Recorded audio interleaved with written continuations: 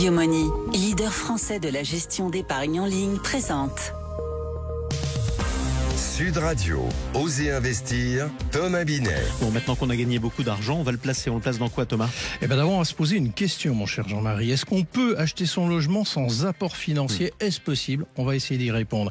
Et ensuite, on va se poser une autre question. Peut-on faire fructifier son argent de façon sécurisée ? Et pour y répondre, on reçoit Karen Lorme-Régène, fondatrice de Swive. C'est la première plateforme de placement sans risque. Et puis Sabine Tellier nous rejoint à la fin de cette émission. C'est notre experte en gestion de patrimoine et elle va nous parler d'explications sur les nouveautés fiscales. Sud Radio, Osez investir, le conseil de la semaine. Le conseil de la semaine tout de suite sur Sud Radio, c'est avec vous, mon cher Thomas Binet. Oui, Jean-Marie, acheter sans apport, c'est possible car il n'y a pas de minimum légal exigé. Cependant, ne rêvons pas, ce cas de figure est extrêmement rare.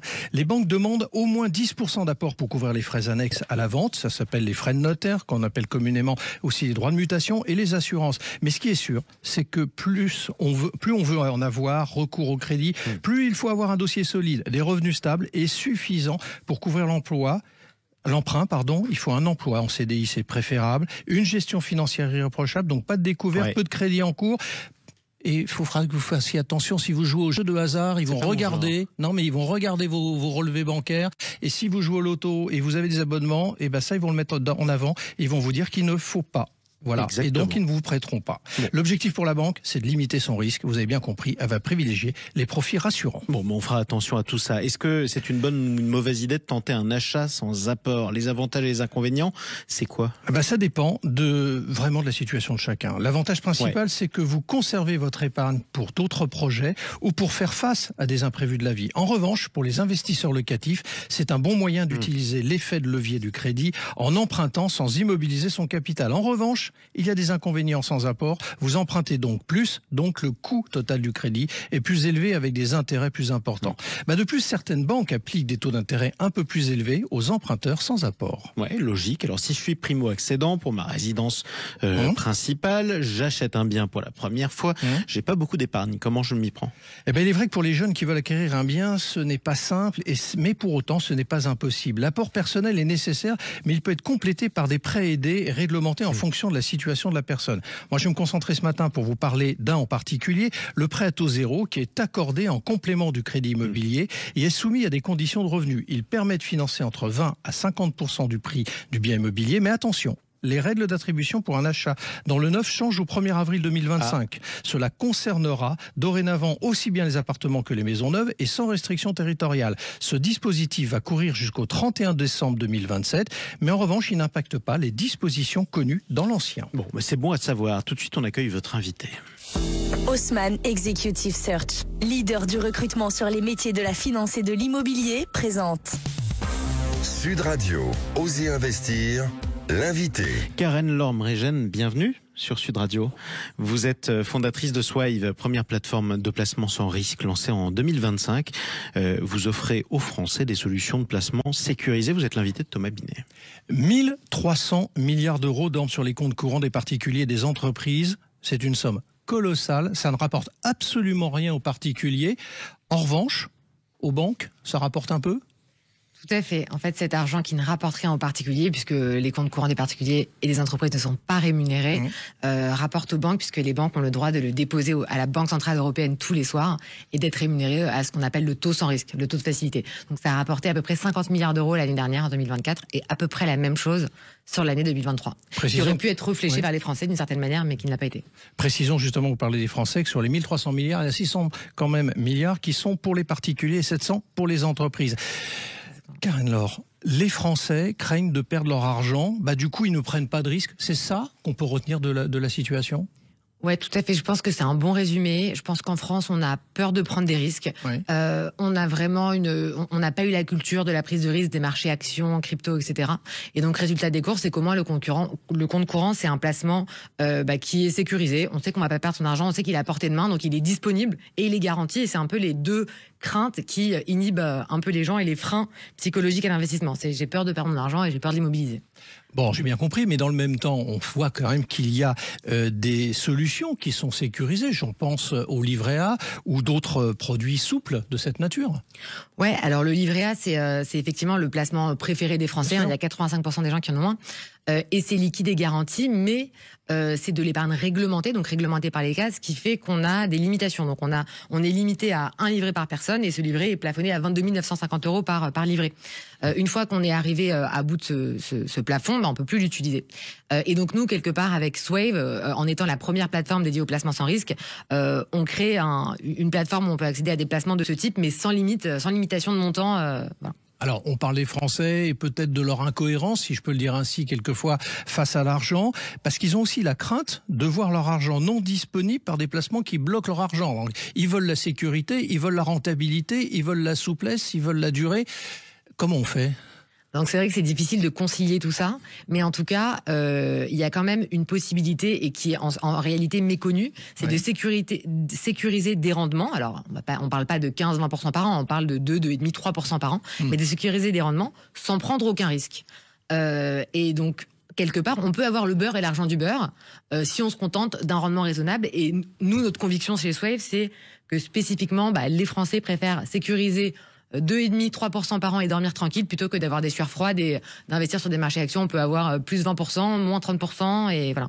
Alors du coup, justement, on va arriver à votre solution. Avec le soutien financier de Bernard Arnault et de Xavier Niel, vous avez lancé en janvier dernier Swave, la première plateforme d'investissement dédiée au placement sans risque. Alors, dites-nous comment ça fonctionne, parce qu'on est curieux de savoir. Eh bien, Swave, c'est effectivement la première plateforme d'investissement entièrement dédiée au sans risque. Et en fait, c'est une plateforme qui va vous donner accès en 10 minutes, très simplement, à des placements sans risque chez des banques établies. Donc, on n'est pas dépositaire des fonds. Simplement, on vous donne accès avec un parcours entièrement digital qui vous épargne en fait le fait d'avoir, d'appeler votre banquier et d'avoir un parcours de souscription très compliqué où il faut tout négocier soi-même, qui est un peu pénible. Alors du coup, l'argent qu'on vous confie, au sens où vous êtes tiers de confiance, vous êtes un courtier dans cette démarche-là, il va sur quel type de produit ? Eh bien, il va sur 3 types de produits, des livrets, des comptes à terme et des fonds monétaires. Et les 2 premières catégories, livrets et comptes à terme, qui sont actuellement disponibles, la 3e pas encore, et ce sont des placements où en fait on ne peut pas perdre son argent. L'argent est 100% garanti par la banque puis par la caisse de dépôt, mais en revanche, on gagne du rendement. Alors, on sait que si j'ai bien regardé, c'est gratuit pour le déposant et c'est payant pour les banques. Il faut que les particuliers qui nous écoutent se disent « ça me coûte rien d'aller dans cette solution ». Exactement. En fait, les particuliers, c'est entièrement gratuit, de même que pour les entreprises. Et nous, on est payé par les banques en tant qu'apporteurs d'affaires parce qu'on leur apporte du volume et de l'encours. Alors, ça s'adresse à qui concrètement ? Quel est le profil type si vous en avez déterminé un ? Eh bien, écoutez, je ne sais pas si la réponse est satisfaisante, mais ça s'adresse à tout le monde, parce qu'en fait, tout le monde est concerné par ce problème. Tout le monde a de l'argent qui dort et tout le monde a peur de prendre des risques avec son argent. Et on sert aussi bien l'épargne des particuliers que la trésorerie des entreprises. Alors, j'ai vu un truc très intéressant sur votre site internet, www.swave.fr. Pour ceux qui nous écoutent et qui veulent aller regarder, vous avez mis en place 2 simulateurs qui permettent de percevoir le manque à gagner sur l'argent qui dort d'un côté ainsi que sur le patrimoine. C'est pour nous aider à prendre la dimension de la situation, je pense. Exactement, prendre la mesure en fait de l'argent qu'on perd chaque jour si on a de l'argent qui dort et qui n'est pas investi à minima sur des placements sans risque, puisque ces placements ont les mêmes garanties qu'un compte courant, donc c'est dommage de s'en priver. Ça sera ma dernière question, mais vous êtes cette nouvelle génération, vous représentez un peu cette nouvelle génération de personnes qui essaient de prôner la pédagogie financière à travers l'activité qui est la sienne. D'une certaine manière, oui. Et en même temps, nous, on n'a pas vocation à expliquer à tout le monde qu'il faut absolument aller sur le marché actions, etc. On préfère prendre acte d'un profil de risque, de j'ai peur de perdre mon argent, et de faire des propositions en fonction de ce profil de risque. Parfait, merci à vous. Merci beaucoup d'être intervenu sur Sud Radio. Karen Laure-Mregen, je rappelle que vous êtes la fondatrice de Swave. Sud Radio, osez investir. Le coin de l'expert. L'experte aujourd'hui, mon cher Thomas, puisqu'on est avec Sabine Tellier, consultante en gestion de patrimoine, gérante associée au cabinet Berger et Associés. Sabine, on va décrypter ce dimanche matin les nouveautés fiscales de la loi de finances 2025 qui a eu beaucoup de mal à se mettre en place et leur impact sur son patrimoine. Sabine, quelles sont les principales mesures à retenir ? Alors effectivement, il y a eu plusieurs changements qui vont impacter la gestion de patrimoine. On commence par exemple par l'exonération des droits de donation pour l'achat d'une résidence principale. Ça consiste en quoi ? Un parent peut donner jusqu'à 100 000 € à son enfant sans taxation s'il utilise cette somme dans les 6 mois pour acheter un bien neuf ou réaliser des travaux énergétiques. Et il y a un autre changement qui a été attendu justement par rapport à cette loi de finances, c'est la revalorisation du barème de l'impôt sur le revenu. Alors en effet, les seuils ont légèrement augmenté de 1,8, ce qui limite un peu l'impact sur l'inflation. Par exemple, une personne qui gagne 30 000 euros en 2024 aurait payé 2 090 euros d'impôts. En 2025, ça va baisser et environ, ça lui coûtera 2 052 euros d'impôts. Du coup, et on en a parlé tout à l'heure, en début d'émission, les droits de mutation vont augmenter. Alors oui, les départements peuvent relever leur part de 5%, portant au total à 6,31%. Par exemple, un bien acheté 250 000 euros, cela représente jusqu'à 1 250 euros de frais en plus. Mais heureusement, les primo-accédants auront une exonération si ils sont en primo-accédant en résidence principale pendant 5 ans. Il y a une autre nouveauté quand même, qui concerne les hauts revenus avec la contribution différentielle. Oui, si votre revenu fiscal de référence dépasse 250 000 euros seul, pour une personne seule et 500 000 en couple, vous paierez un impôt minimum de 20%, ce qui augmente en fait pour une personne seule, par exemple, qui gagne 300 000 euros, il paiera 10 000 euros de plus. Et enfin, on a les loueurs en meublé non professionnel, les fameux LMNP, qui sont aussi concernés. Exactement, depuis le 15 février 2025, les amortissements déduits viendront réduire le prix d'achat retenu sur le calcul de la plus-value, ce qui en fait augmente l'assiette imposable et ce qui va générer une hausse forcément de l'impôt. Bon, donc cette loi de finances nous a réservé beaucoup de surprises et du coup aussi quelques opportunités. Exactement, et c'est pour ça qu'il faut s'adapter avec une bonne gestion patrimoniale. Oui, sachant qu'il y a de bonnes chances d'en voir arriver des rectificatives dans les mois qui suivent. Exactement. Bon, on en reparlera avec vous, pourquoi pas, Sabine Tellier, merci beaucoup. Et puis à dimanche prochain, Thomas Binet. Avec plaisir. Sud Radio, Osez investir, Thomas Binet. Avec Yomoni, leader français de la gestion d'épargne en ligne.